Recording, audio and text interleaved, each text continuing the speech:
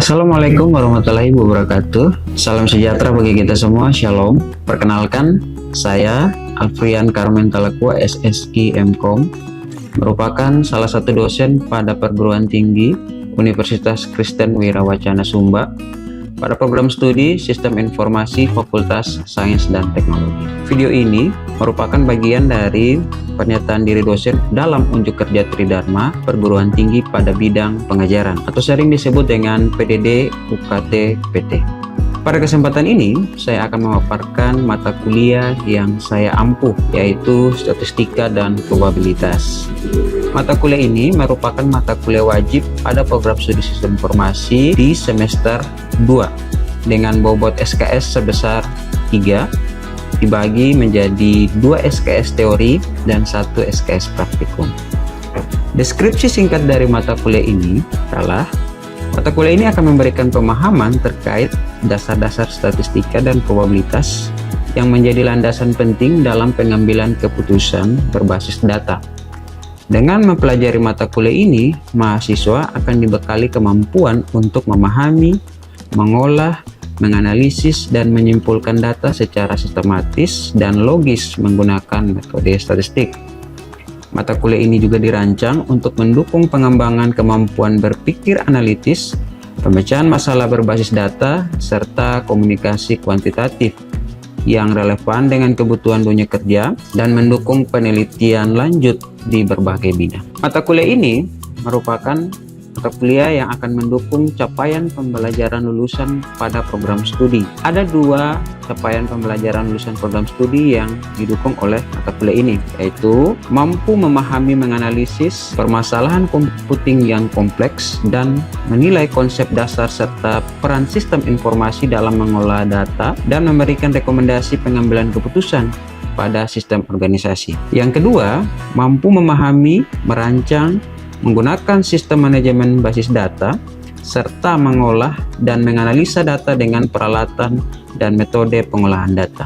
Pada mata kuliah ini memiliki 9 sub CPMK. Sub CPMK yang pertama ialah mahasiswa mampu menjelaskan konsep dasar statistika, termasuk pengertian data, jenis data, populasi, dan sampel. Sub CPMK yang kedua, mahasiswa mampu mengumpulkan, menyajikan, dan mengklasifikasikan data secara statistik dalam berbagai bentuk visualisasi.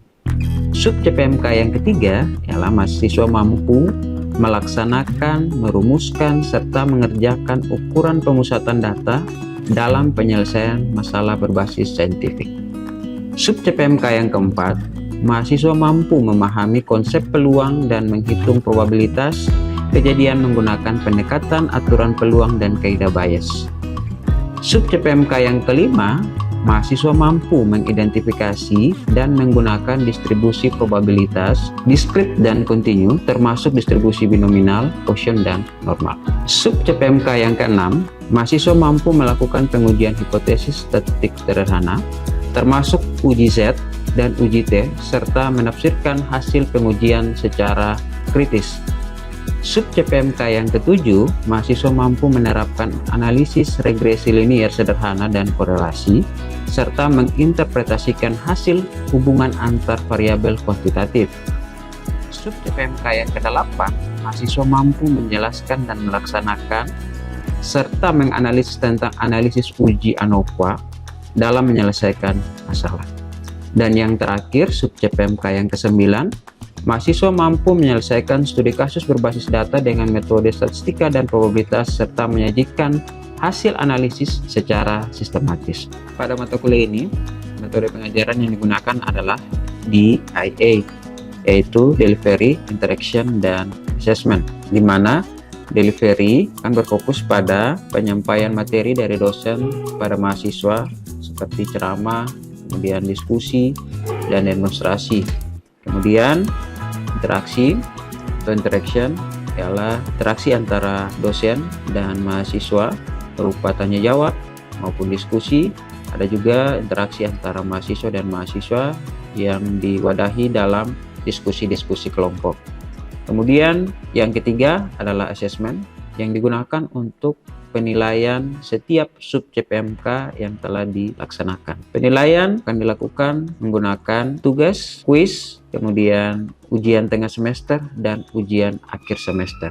Mata kuliah ini memiliki bobot penilaian pada tugas sebesar 40% dan pada UTS atau ujian tengah semester sebesar 30% dan ujian akhir semester sebesar 30%.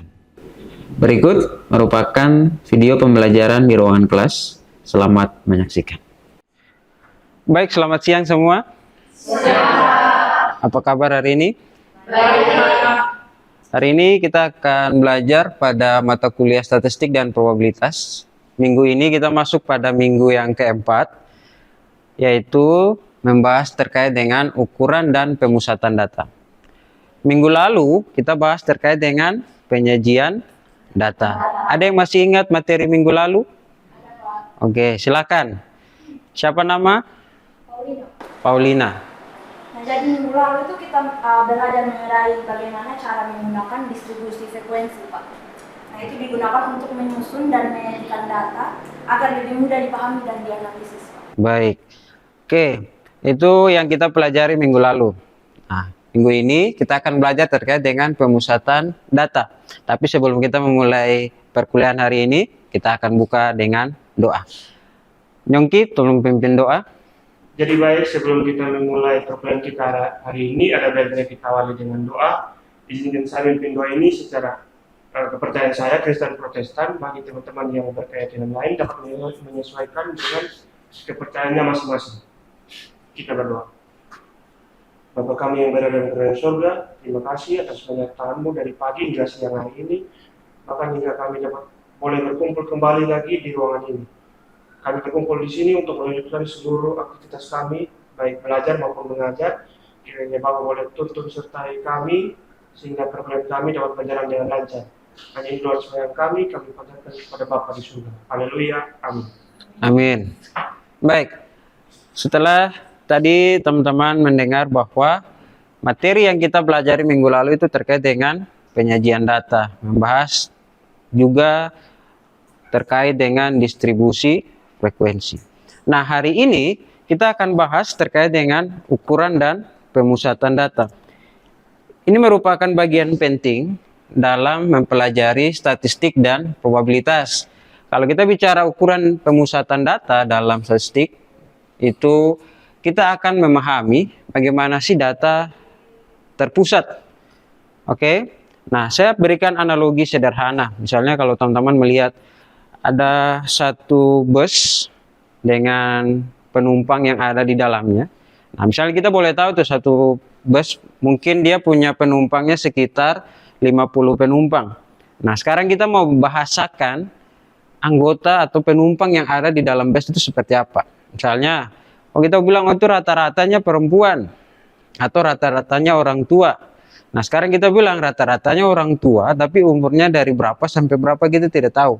Nah, kalau kita hanya bilang juga perempuan, nah kita juga tidak tahu perempuan ini yang anak-anak kah, atau yang sudah dewasa, atau yang pemuda, atau yang orang tua. Itu yang kita masih bingung dalam membahasakan data seperti itu.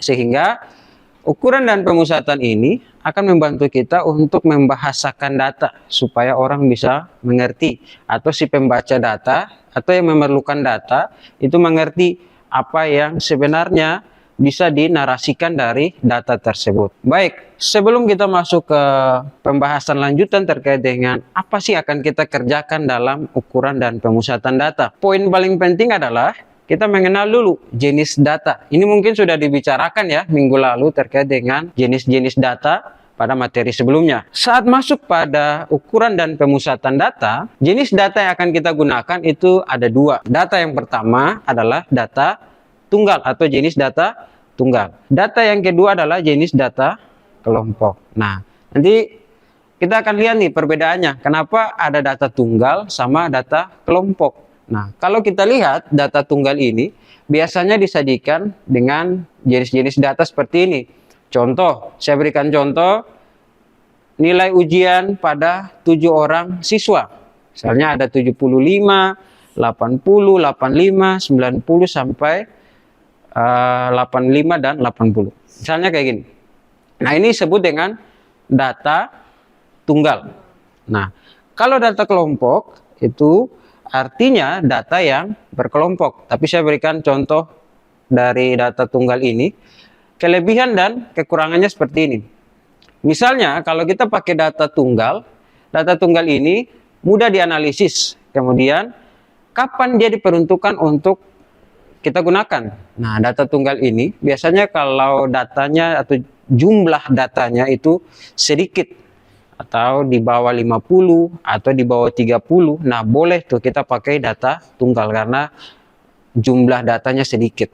Nah, kemudian dia punya kekurangannya adalah kalau kita berhadapan dengan data besar, lalu kita mengurutkannya menggunakan data tunggal, maka efisiensinya itu sangat kurang. Oke, nanti akan kita lihat poin-poin yang digunakan untuk mengelola data-data ini. Lalu berikutnya adalah kita tidak akan melihat bagaimana pola distribusi dari data tersebut. Kalau datanya terlalu banyak, data tunggal kurang cocok. Oke. Nah, sekarang kita masuk pada data yang kedua. Nah, data yang kedua itu adalah data kelompok. Nah, data kelompok ini itu dikategorikan pada jumlah-jumlah data yang banyak. Nah, jadi kita mau buat dia dalam bentuk range. Nah, ini mungkin kita pelajari pada pengolahan distribusi frekuensi minggu lalu, ya kan? Untuk membuat interval pada kelas. Nah, contoh data kelompok seperti ini. Nah, data kelompok ini juga akan digunakan jika teman-teman berhadapan dengan data-data pecahan tuh. Nah, misalnya saya kasih contoh data-data seperti berat badan. Nah, kalau kita buat itu dalam data tunggal, susah tuh untuk kita lakukan pemusatan data atau pengukuran data. Sehingga kita perlu membuat dia dalam sebuah interval. Maka itu disebut dengan data ke data kelompok. Oke, saya berikan contoh seperti ini. Nilai mahasiswa, nilai yang tadi data tunggal, itu kita bisa rubah dia menjadi data kelompok seperti ini. Kemudian kita lihat tuh distribusi frekuensinya, ada kelas pertama, kelas kedua, dan kelas ketiga. Itu ada 3, 4, sama 2. Nah, lalu beberapa kelebihan dan kekurangan dari menggunakan data kelompok.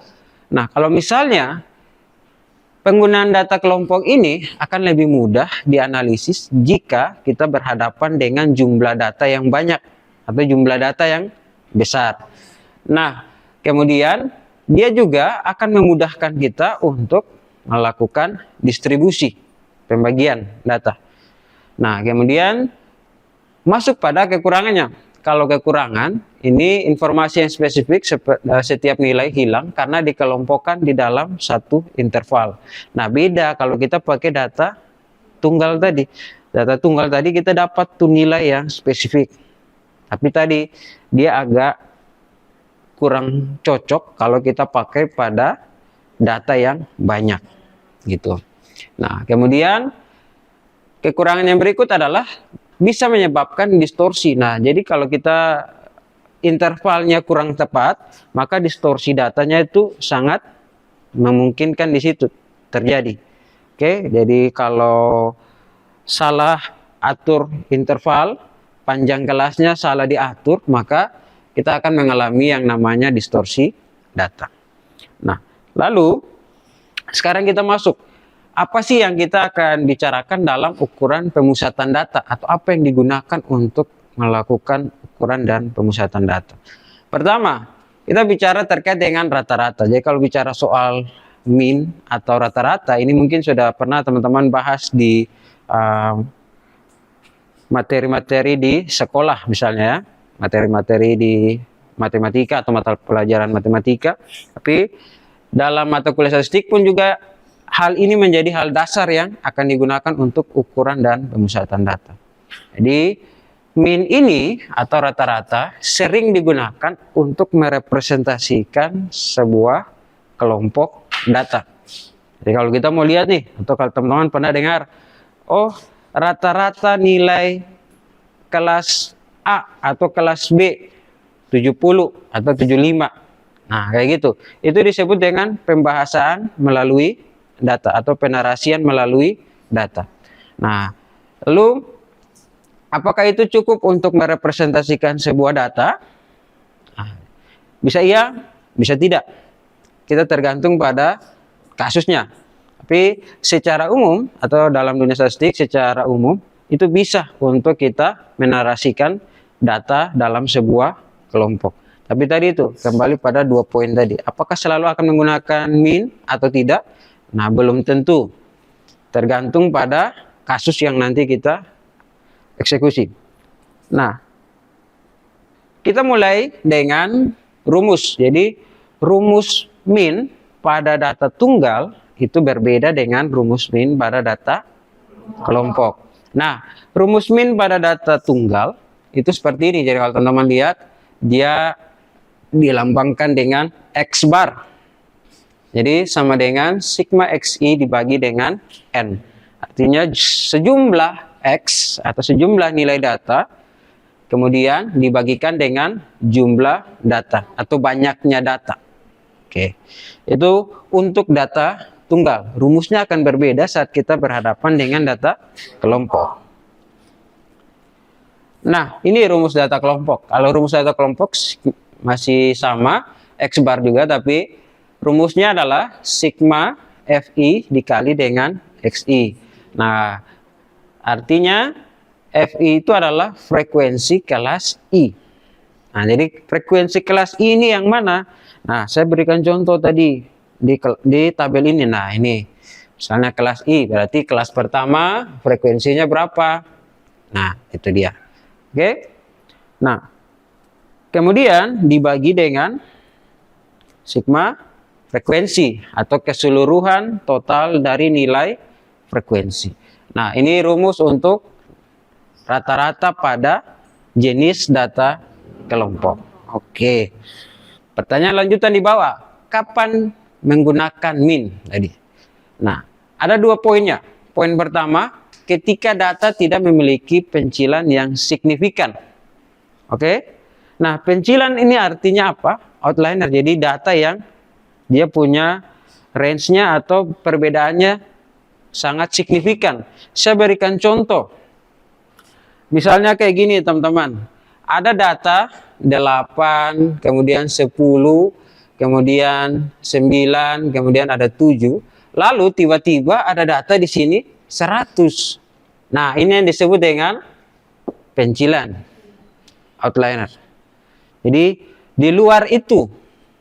Nah, maka kalau ini dibuat dalam rata-rata, tidak make sense. Artinya datanya tidak masuk akal, itu dia punya nilai rata-rata. Kayak gitu. Sehingga teman-teman perhatikan baik-baik.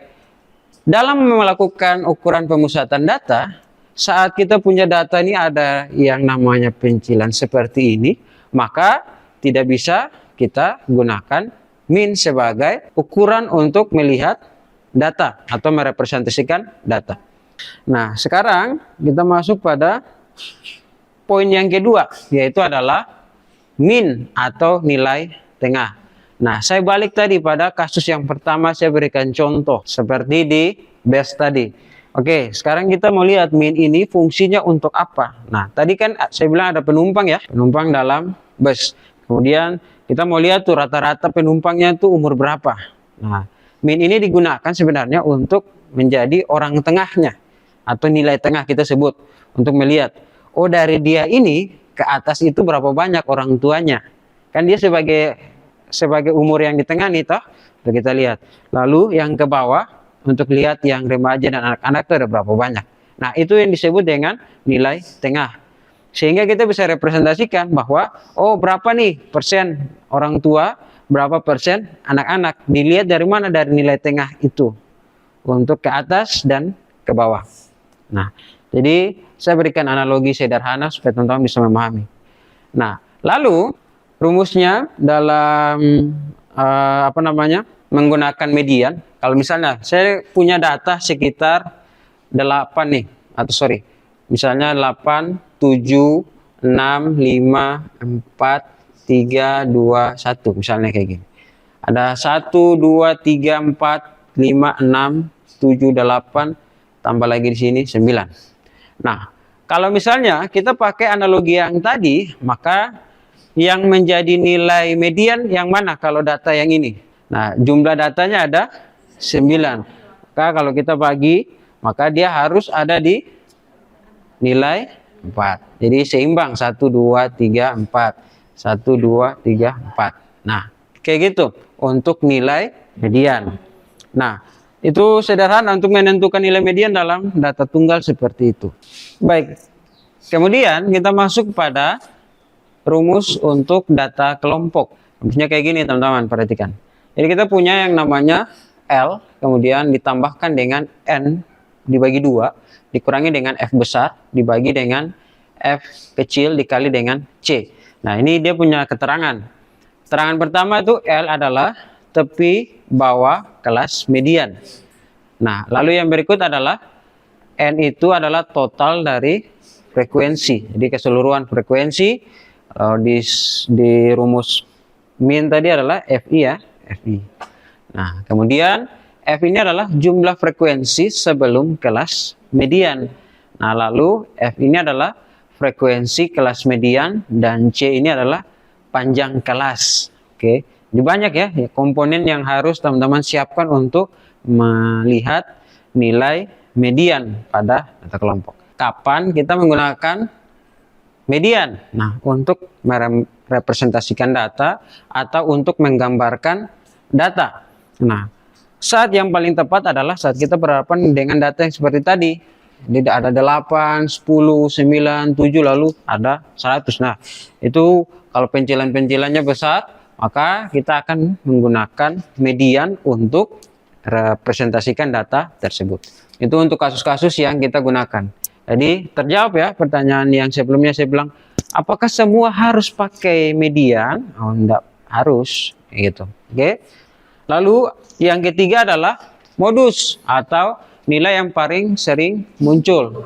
Nah, nilai yang paling sering muncul ini rumusnya kayak gini kalau di data kelompok. Kalau data tunggal mah gampang. Tinggal lihat aja jumlah frekuensinya berapa banyak, yang paling banyak. Nah, itu sudah tuh nilai modus pada data tunggal. Tapi kalau pada data kelompok beda cara pencariannya. Nah, rumusnya kayak gini. Ada L, kemudian D1 dibagi dengan D1 ditambah D2 dikali dengan C. Nah, pertanyaannya adalah D1 itu didapat dari mana? Nah, D1 itu adalah frekuensi M atau FM dikurangi dengan frekuensi sebelumnya. FM itu adalah frekuensi kelas modus. Jadi kita lihat tuh, mana sih mau menentukan kelas modus? Nah, berarti kita akan lihat di kelas itu dengan tingkat frekuensi paling tinggi. Nah, kayak gitu. Nah, setelah kita temukan kelas modusnya, baru kita mulai lihat, oh ada frekuensi sebelum dan setelahnya. Nah, itulah nilai D1 dan D2. Nah, kalau C itu kan tadi sudah digambarkan sebagai panjang kelas. Yang berikutnya ada yang namanya varians. Nah, kalau yang tadi teman-teman masih ingat analogi yang saya jelaskan sebelumnya terkait dengan penumpang di dalam bus. Nah, sekarang kita hanya bilang bahwa oh, ada orang tua, ada anak-anak kayak gitu. Nah, sekarang kita tidak tahu tuh beda umur mereka tuh berapa banyak. Varians ini digunakan untuk melihat itu. Lalu yang berikutnya adalah simpangan baku juga. Nah, simpangan baku gap antar data. Nah, jarak antar umurnya itu berapa banyak. Nah, ini kita gunakan untuk melihat variasi data. Nah, jadi kalau teman-teman lihat, kita sudah bahas terkait dengan beberapa konsep teori terkait dengan ukuran dan pemusatan data. Jadi kalau kita mau bicarakan satu kelompok data, maka kita bisa bicarakan dengan min, median, modus, kemudian kita tambahkan lagi dengan varians dan simpangan baku. Itu paket komplit dalam statistik deskriptif. Terakhir, kita akan masuk pada praktikum. Nah, tapi sebelum itu, ada yang ingin bertanya? Terima kasih untuk kesempatannya. Di sini saya mau bertanya, jika terdapat jumlah angka yang genap pada suatu data, bagaimana kita menentukan nilai mediannya itu? Baik. Oke, ada lagi yang mau bertanya? Oke, silakan. Baik Pak, terima kasih atas kesempatannya. Saya ingin bertanya, apakah semua data dapat dipresentasikan menggunakan MEAN atau rata-rata? Oke, baik. Saya akan menjawab pertanyaan dari Grace tadi ya. Baik. Jadi untuk menjawab pertanyaannya Grace, kan tadi kita berikan contoh datanya ganjil ya. Nah, kalau sekarang kita berhadapan dengan data yang genap itu seperti apa? Nah, kalau kita berhadapan dengan data yang genap, maka 8, 7, 6, 5, 4. Anggap aja kita hapus angka 4 di belakang ya. Untuk menyesuaikan nilai median, kita tidak bisa langsung bagi tuh kayaknya 5 atau 4. Nah, kalau kita mau cari nilai mediannya, maka langkah pertamanya adalah kita lihat tuh data ini sudah terurut atau belum. Nah, kalau belum terurut, maka kita urutkan. Misalnya tadi tuh, jadi 1, 2. Nah, sekarang kita punya data di tengah atau angka di tengah. Itu ada angka 4 untuk sisi kiri dan angka 5 untuk sisi kanan.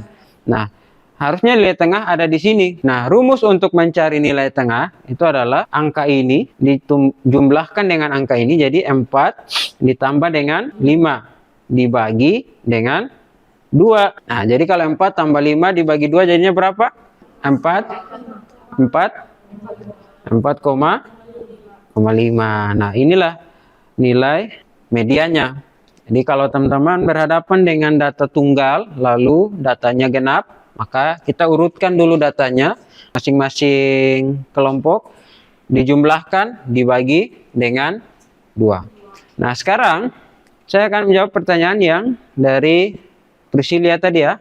Nah, terkait dengan apakah semua data ini kita harus menggunakan min atau rata-rata. Tadi sempat saya singgung pada materi ya, bahwa tidak semua kasus bisa kita representasikan dalam rata-rata. Karena tadi, kalau kita semua kasus kita representasikan dalam rata-rata, maka kalau kita berhadapan dengan pencilan tadi atau outliner tadi, data-data yang dia tidak seimbang, maka representasi dari data itu menjadi tidak baik.